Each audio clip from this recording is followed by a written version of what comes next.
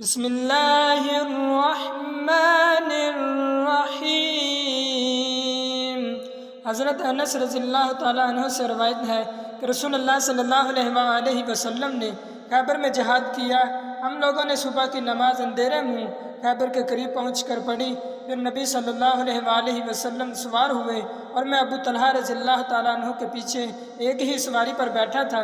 نبی صلی اللہ علیہ وآلہ وسلم نے خیبر کی گلیوں میں اپنا جانور دوڑایا اور دوڑانے میں میرا گھٹنا نبی صلی اللہ علیہ وآلہ وسلم کی ران سے چھوتا جاتا۔ پھر آپ صلی اللہ علیہ وآلہ وسلم نے اپنی ران پر سے تہبند ہٹا دی، ران کھول دی، یہاں تک کہ میں آپ صلی اللہ علیہ وآلہ وسلم کی ران کی سفیدی اور چمک دیکھنے لگا۔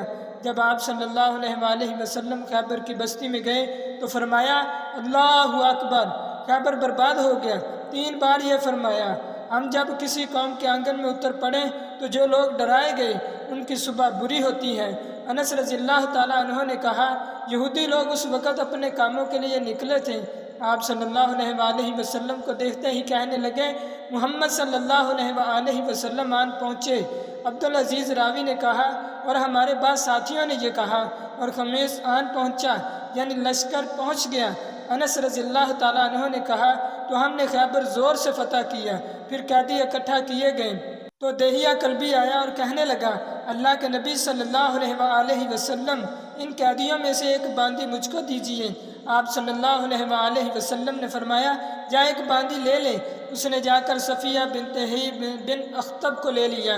پھر ایک شخص نبی صلی اللہ علیہ وآلہ وسلم کے پاس آیا اور کہنے لگا، اللہ کے نبی آپ صلی اللہ علیہ وآلہ وسلم نے صفیہ جو حیی کی بیٹی اور بنو قریظہ اور بنو نذیر کی سردار تھی دہیہ کلبی کو دے دی، وہ تو آپ صلی اللہ علیہ وآلہ وسلم ہی کے لائق تھی۔